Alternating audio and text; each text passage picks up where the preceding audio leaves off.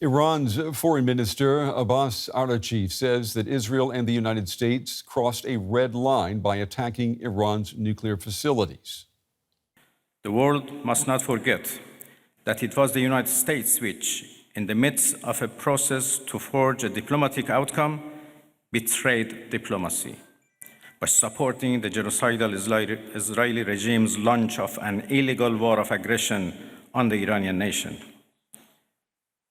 Not content with such malign actions, the United States itself has now also opted for a dangerous military operation and aggression against the people of Iran. In doing so, the US administration holds sole and full responsibility for the consequences of its actions, including the Islamic Republic of Iran's right to self-defense under the principles of the Untitled Chapter. In accordance with the UN Charter and its provisions allowing a legitimate response in self-defense, Iran reserves all options to defend its security interests and people. That was the Iranian foreign minister speaking earlier today. I'm joined now by Burcu, Ozcelik, who covers Middle East security at the Royal United Services Institute. That's a London-based think tank. It's good to have you with us. What do you believe could be Tehran's next move? Well, thank you for having me. I think Iran has a range of options that it has long threatened to use in just this kind of circumstance. But I don't think any of these options are particularly good ones from the point of view of the Iranian regime, whose preference and priority at this critical moment is regime survival. So a range of options, the most severe of which is to either disrupt or try to shut down the Strait of Hormuz, which is, of course, a very critical and narrow maritime pathway, a choke point, really, which sees the passage of up to 20% of the world's oil exports, and is critical. Whether Iran can actually carry out this threat is a different story. So that's a question of capability as well as intent there. The intent might be there, but the consequences would be severe for Iran as well, and it would counter its own interests in terms of Iran's oil export capacity. Other types of retaliation that Iran might pursue, of course, is to try to mobilize its proxy network in the region, which has been severely degraded over the course of the war. And these include Iran-linked Shia groups in Iraq, as well as, of course, the Houthis in Yemen, which have issued certain statements to declare their solidarity with Iran at this moment. But again, the question is, how far are they actually willing to go to put themselves on the front line and to target U.S. interests directly? Is that the most realistic or most likely option, in your opinion, activating these proxies? As you said, the Houthis in Yemen. I'm also thinking of maybe Hezbollah in Lebanon. That's right. Again, the issue is how much damage these groups can actually inflict on U.S. interests, whether diplomatic, military, or commercial in the region, and what kind of American retaliatory strikes these would invite back on Iranian territory. Iran right now is severely hurt, cornered, embarrassed by the fact that it was not able to shield its most coveted disputed nuclear program over the course of the U.S. night strikes. And so to incur further damage to its military infrastructure, potentially oil refineries or civilian targets inside Iran, would erode the regime's legitimacy. So I think Tehran is really at a fork in the road right now and is facing a dilemma in terms of how best to respond, but not to respond so harshly that it invites very harsh American retaliation, which President Trump earlier today or overnight said that would be much easier to execute on the ground. If Iran wanted to shut down the Strait of Hormuz, for example, could it do that without any assistance from the Houthi rebels? I mean, is its military, is it capable of doing that, acting alone? Iran has raised these threats for a number of years. There is a long contentious history that dates back to the Iran-Iraq War, of course, and the so-called tanker wars at that time.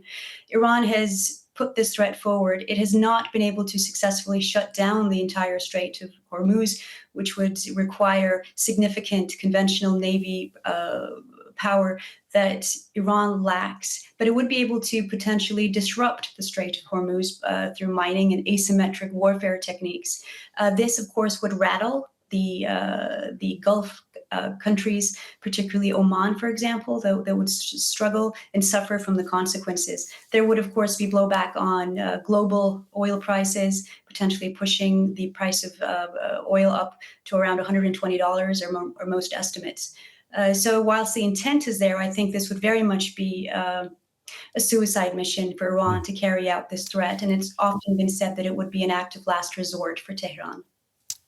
Do you believe that the strikes that we saw last night by the United States, could they serve as a sobering lesson for Iran, or will they double down and rush to rebuild their nuclear program as a result of these strikes? What do you think is most likely?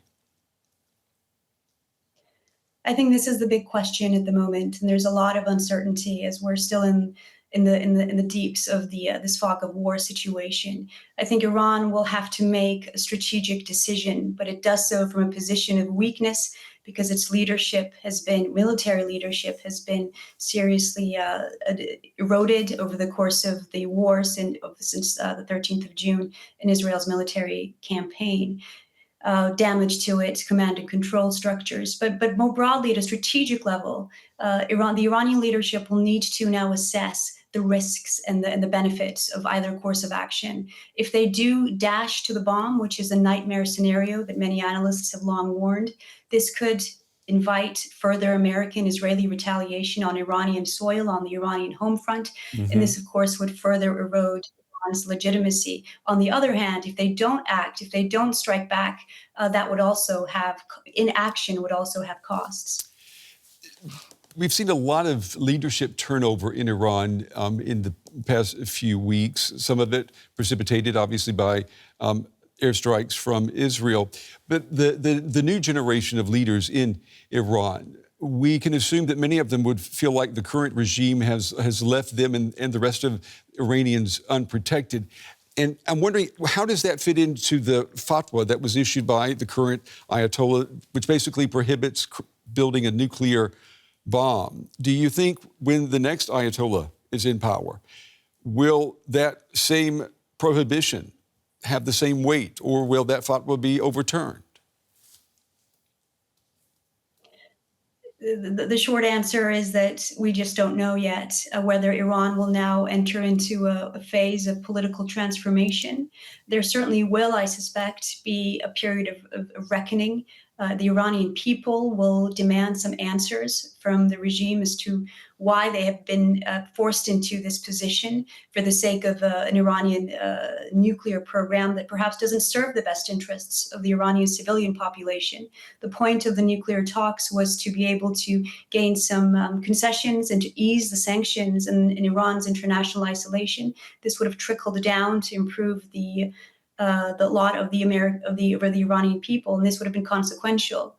But the point now is we don't know where Iran will go from here, whether they will double down on their intent to pursue a nuclear weapon. If indeed that was the intention, Iran, of course, has adamantly refused that their intent was weaponization.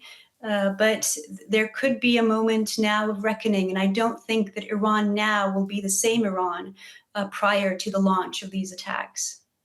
Oh, that's quite a statement there. Burcu, Ozcelik, we appreciate your time and your valuable insights helping put all of this into context for us. Thank you. Thank you. The chairman of the U.S. Joint Chiefs of Staff has given more details of the complex military operation that was codenamed Midnight Hammer.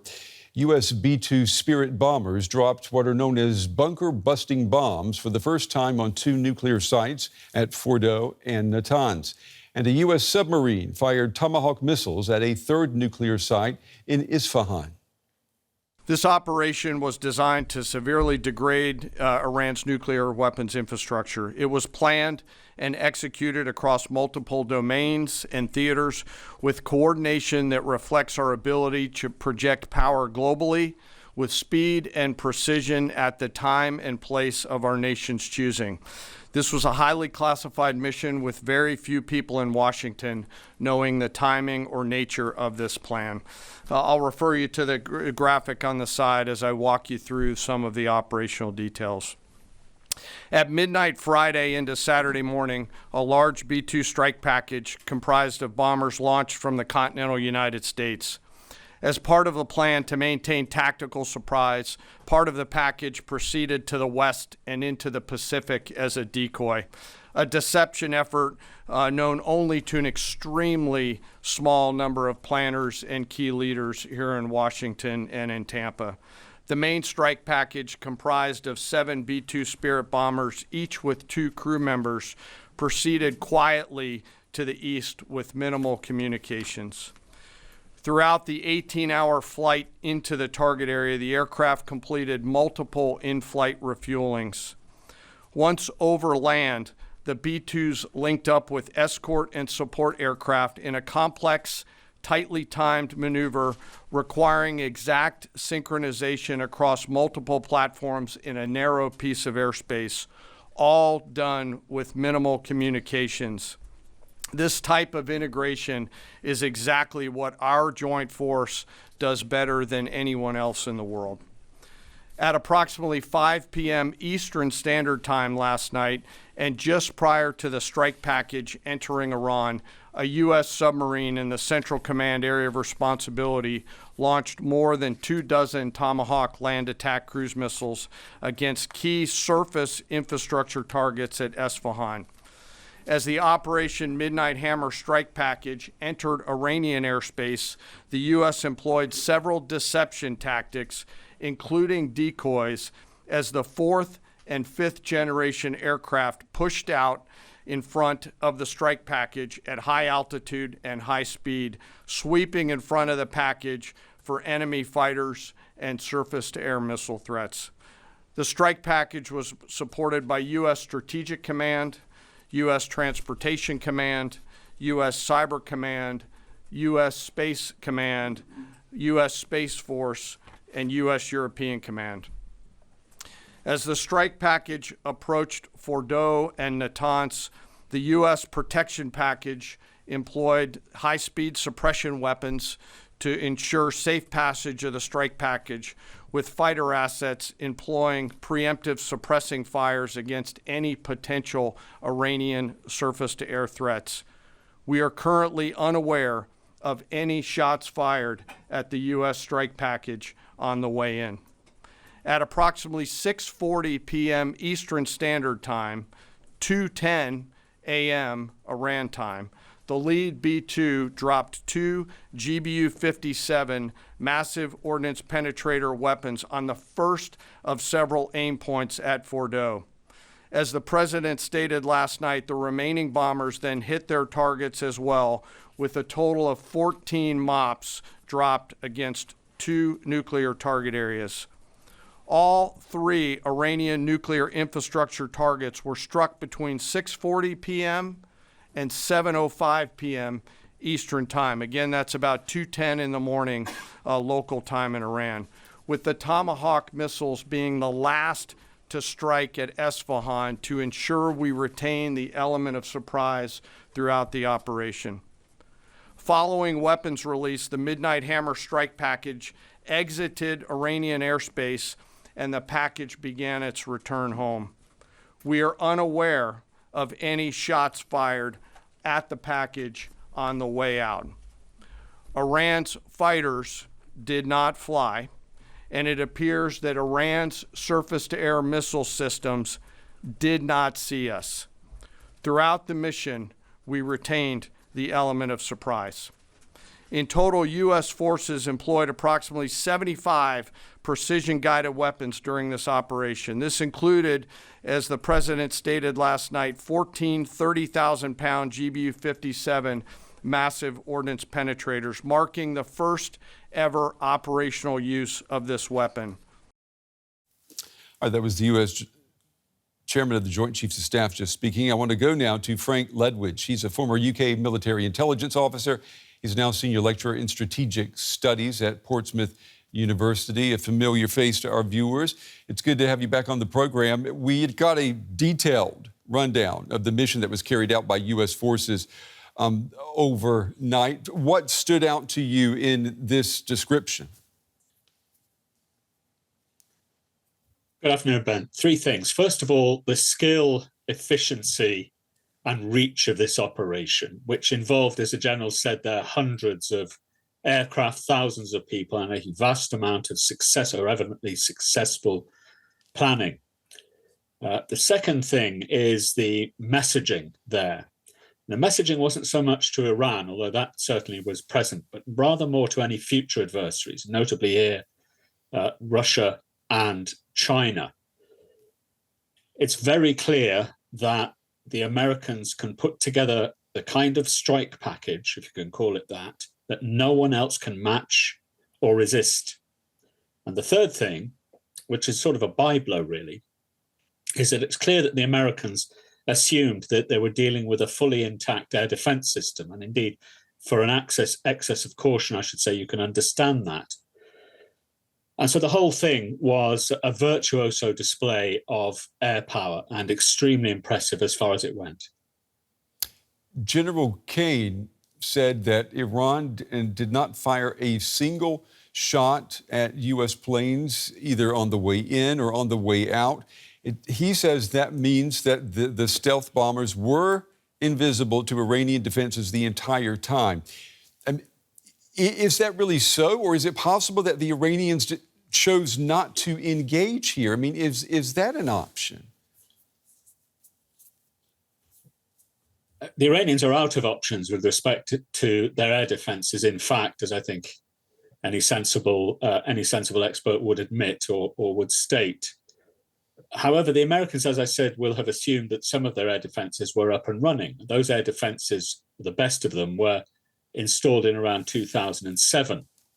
The strike package itself, the strike package means that the aircraft that went in were comprised, as the general said, of probably largely actually so-called fifth generation aircraft. So that's the B-2s, which are the bombers that carried the GBU-57 bunker buster weapons, and F-35s.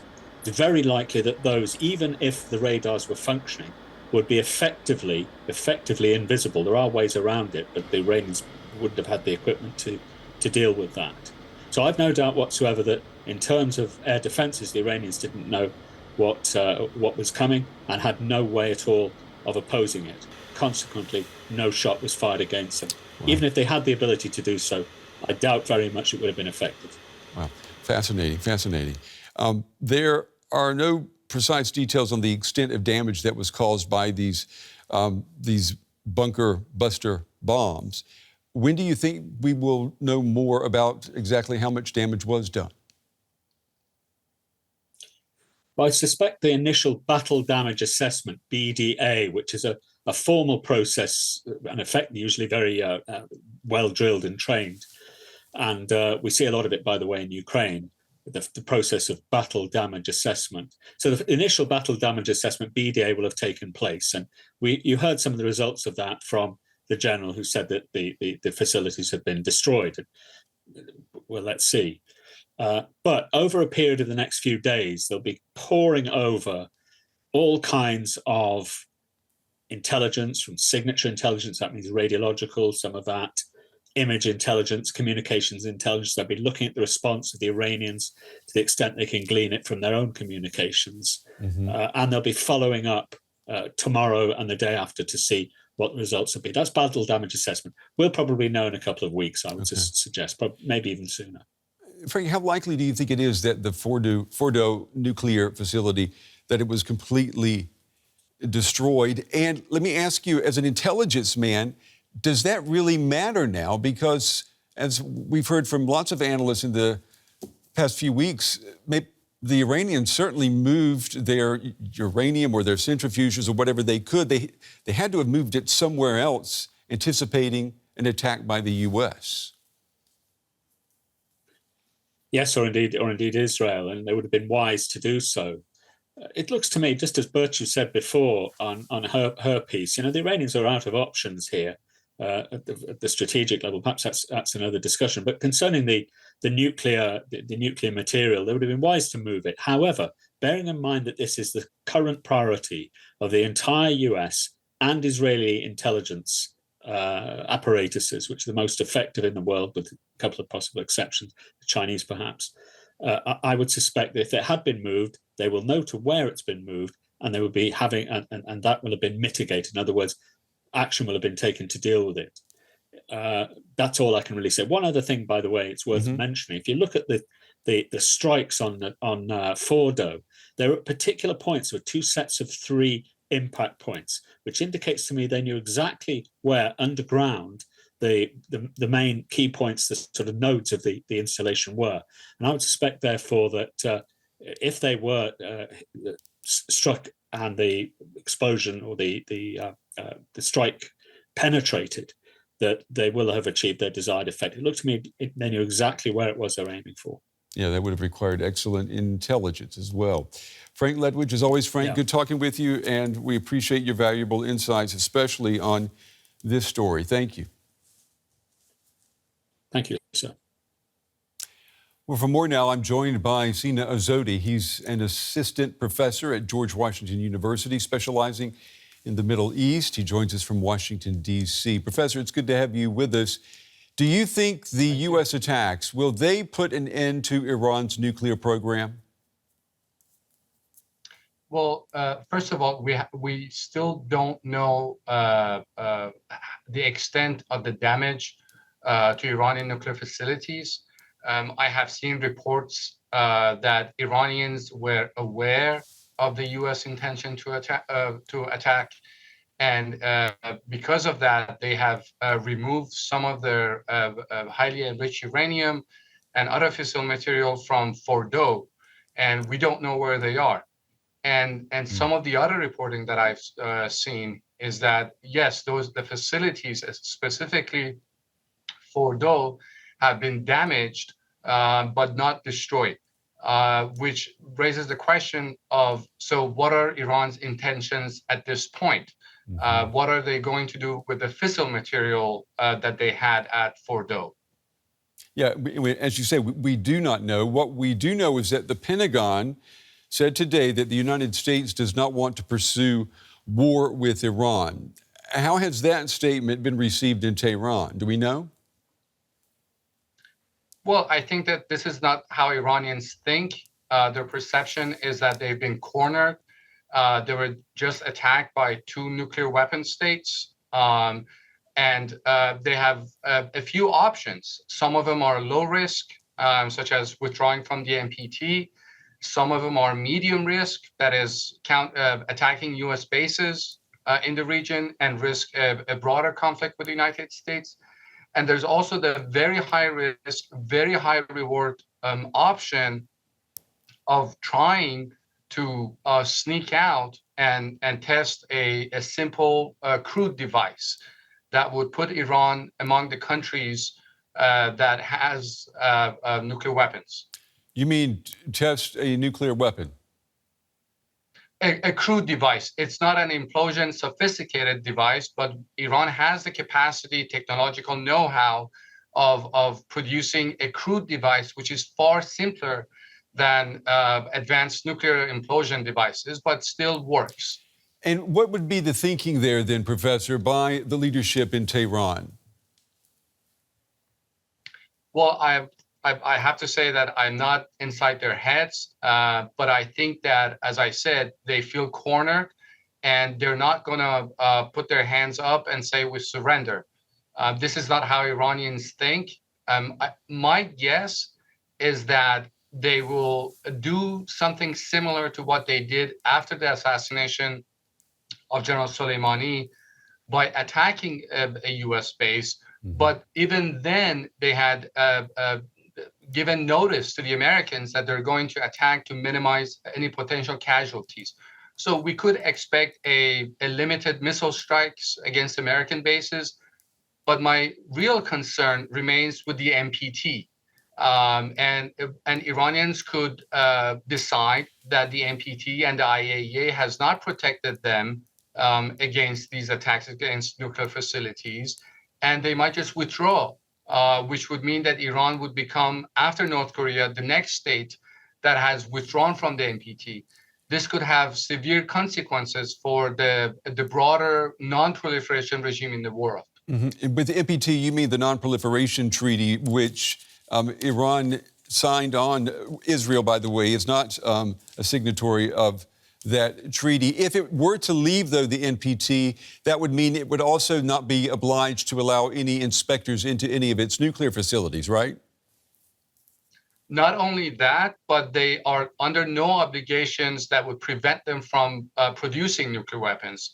When you sign the NPT, you give up the right to produce a nuclear weapon. That was the grand bargain of the NPT, which said that the countries who sign on give up that right in return for assistance from nuclear weapon states in producing nuclear energy. Mm-hmm. But that hasn't happened yet. And Iranians might think that, well, it's just the time to withdraw, free themselves of any legal obligations. But that doesn't necessarily mean that Iran, by withdrawing from the NPT, Iran will go for the bomb. Mm-hmm. They could just withdraw and decide not to do it, or they may decide to withdraw and go for the bomb.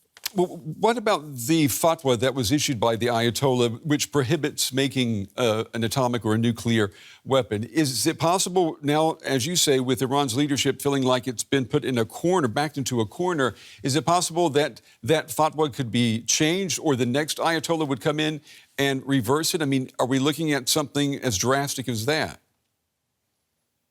Absolutely. The nature of fatwas or religious decrees are that you can always change them depending on circumstances. One day you have a religious decree or fatwa against the production, possession, and the stockpile of nuclear weapons.